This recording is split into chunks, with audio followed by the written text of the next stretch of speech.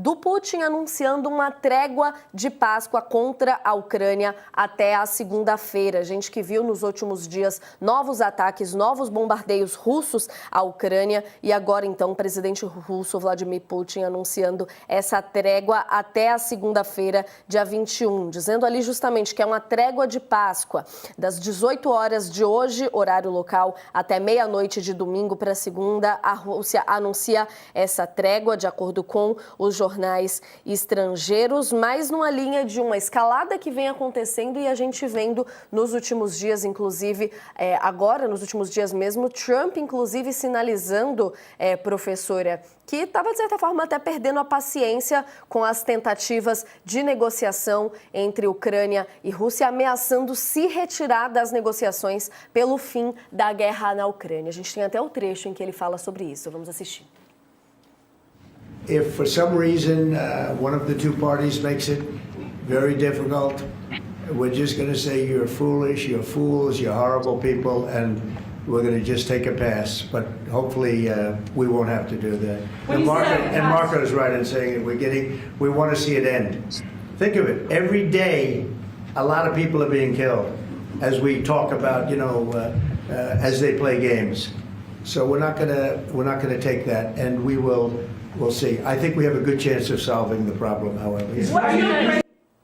Bom, professora, a gente que viu lá desde a época da posse do Trump, ele dizendo que acabaria com esse conflito em 24 horas, muito tempo se passou e por isso que as pessoas estão dizendo, de certa forma, que ele está perdendo a paciência quanto a esse conflito. Mesmo a gente tendo visto a aproximação com a Rússia nos últimos tempos, em que pé está esse conflito? Como a senhora avalia essa trégua anunciada agora temporária pelo Putin? O que a gente pode esperar para os próximos dias? Natália, essa notícia de fato é fresquinha, porque eu estava acompanhando o UOL até um pouquinho antes da gente começar esse bate-papo e ainda não tinha nenhuma notícia. A última era justamente essa, que os Estados Unidos se colocavam como cansados, né, o governo Trump, dessas negociações, e agora a gente viu essa notícia, então, cessar fogo. A gente tem que acompanhar se realmente ele será cumprido. Isso é bem importante quando vem alguma ação vindo do Putin, principalmente, se vai ser cumprido e como será a próxima semana quando a guerra retomar, digamos assim.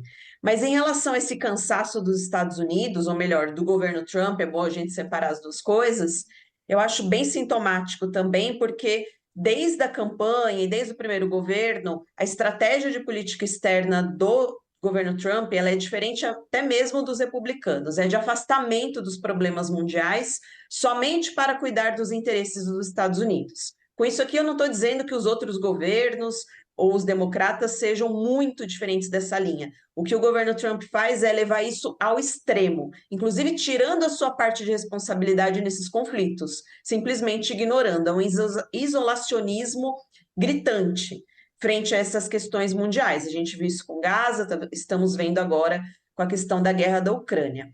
Isso é bem complicado porque é uma questão que envolve diversos atores aqui do sistema internacional e tem um drama humano grande ocorrendo nessa região. Então, o que a gente vê é os Estados Unidos deixando a situação muito solta e o Putin se favorecendo muito por conta disso. A gente sabe que o presidente Trump tem uma simpatia por Putin. Então, o desfecho da guerra, de qualquer forma, vai ser favorável à Rússia, seja por um isolamento dos Estados Unidos, o que vai deixar a Ucrânia muito desprovida de apoio, apenas contando com a União Europeia, ou mesmo caso tenha negociações, porque o governo dos Estados Unidos já disse que vai reconhecer a parte que a Rússia ocupa atualmente como pertencente ao Estado russo. Então, ganhando ou perdendo nas negociações, né, com certeza quem sai vencendo diante desse cenário é o Putin. A Rússia não vai devolver esse território para a Ucrânia novamente. Uma coisa que eu queria destacar também, que é uma novidade que o presidente Trump traz para a gestão da política externa norte-americana, são pessoas que não são diplomatas de carreira. Então, nessa questão da Ucrânia, o que a gente tem visto é o protagonismo do Steve Witkoff, que é um empresário do ramo imobiliário, do real estate dos Estados Unidos, e que, de repente, toma frente dessas negociações. Ele não aparece tanto na mídia, agora ele está com mais destaque, mas ele é a pessoa que amarra esses acordos, tanto em Gaza quanto na Ucrânia. e de repente é uma pessoa que não tem nem experiência dentro de governo e é colocado ali como braço direito, trabalha junto de diplomatas de carreira, obviamente, mas é uma figura do mercado imobiliário que de repente está tomando decisões de política externa dos Estados Unidos, da maior economia do mundo. Então, acho que isso também acrescentaria como uma novidade muito preocupante, porque a gente vê como isso se reflete, vamos dizer, nessa bagunça das negociações, nessa falta de pulso e principalmente nessa falta de tratativas que resolvam os conflitos.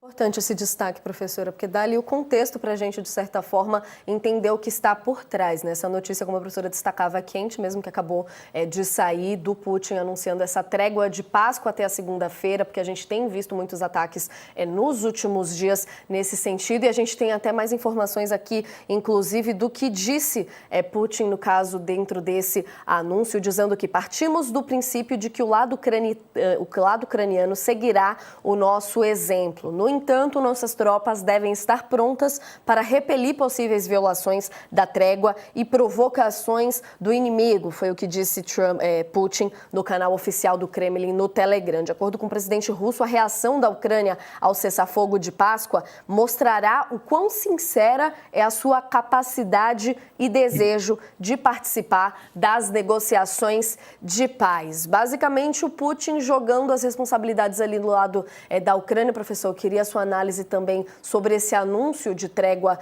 de Páscoa aqui que saiu agora há pouco, mas nesse cenário também de cansaço que a gente estava trazendo das negociações do Donald Trump, uma vez que ele também se recusou, de certa forma, a culpar o presidente russo no caso dessa demora das negociações entre os dois países para um cessar-fogo um pouco mais prolongado, né? A gente está falando aqui de uma trégua de Páscoa, professor. Como é que o senhor analisa essa notícia? Enternece o coração da gente ver a compaixão cristã do Putin, né? E, sinceramente, Natália, eu acho que o Putin segue a estratégia que ele tem adotado. Ele está tirando onda com a cara do Ocidente e está humilhando o Trump sem que o próprio Trump se dê conta. Então, nesse sentido, ele está sendo muito exitoso. Só para a gente lembrar os dados, né? Aquele mês de trégua que tinha sido acordado de não se atingir instalações de energia, etc., venceu dia 18, ontem. Então, na verdade, o que o Putin está fazendo é dando 3, 4 dias a mais até depois da Páscoa para eventualmente começarem os ataques. Na prática, isso é uma forma de ele tentar mostrar para o Trump que ele é um cara cordato, que ele não esperou o primeiro minuto, e brinca com esse ideário cultural, com a história da Páscoa, de falar de uma trégua de Páscoa. Acho que o Putin, com isso, mostra que ele está no comando dessa discussão. Ele conseguiu até agora tudo o que ele queria, ele conseguiu que o Trump entrasse do lado dele nessa guerra da Ucrânia, nessa invasão que a Rússia promoveu na Ucrânia, ele conseguiu desmoralizar a União Europeia, ele conseguiu romper o atlantismo que organizava a OTAN, da Aliança Atlântica entre Europa e Estados Unidos, ele conseguiu transformar, através do Trump, o Zelensky numa criatura sem força política. Então, assim, e depois ele ficou assistindo com tranquilidade, como ele mesmo falou, o Trump indo para cima do Xi Jinping na questão do tarifaço. Então, ele está administrando o tempo e, enquanto isso, ele sabe fazer muito bem a guerra cultural, a guerra híbrida, então ele fica com essa coisa da Páscoa agora, para tentar dizer para o Trump, eu mais uma vez estou dando um gesto de boa vontade. Vamos ver se o Zelensky será capaz de fazer o mesmo. Mas, no fundo, eu acho que a irritação do Trump com esse processo é porque o Trump está começando a não conseguir cumprir as suas promessas. Ele prometeu em 24 horas encerrar essa guerra. Ele prometeu rapidamente resolver o problema em Gaza. Ele prometeu que ia reindustrializar os Estados Unidos de forma muito rápida com as suas tarifas. Ele falou que ia varrer todos os imigrantes do território norte-americano. E essas coisas não estão acontecendo. a realidade é implacável.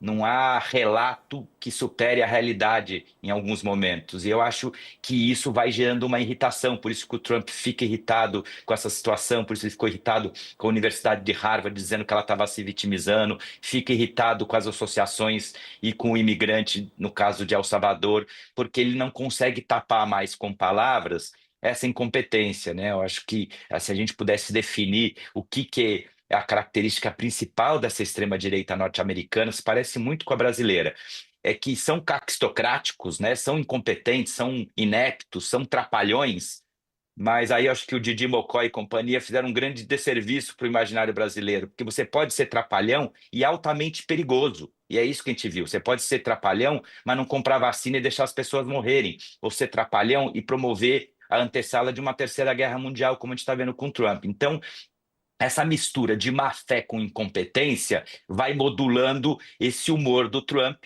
que se porta como um menino mimado que não quer que ninguém diga o que ele não pode fazer, o que ele tem vontade. E quando ele vai se deparando com a realidade, ele vai ficando irritado, né, irascível, e isso só tende a inflamar ainda mais os ânimos, ele é ainda mais, com mais virulência para cima de qualquer tipo de instituição que se ponha como um contrapeso às suas vontades infinitas. Então, ou seja, nos próximos meses a gente vai ver a temperatura continuar subindo, o menino mimado cada vez mais irritado, com consequências sempre imprevisíveis, porque como é uma mistura de incompetência com má fé, a gente nunca sabe de onde vai vir o próximo tiro do Trump, mas seguramente vai afetar a vida da grande maioria da população do planeta.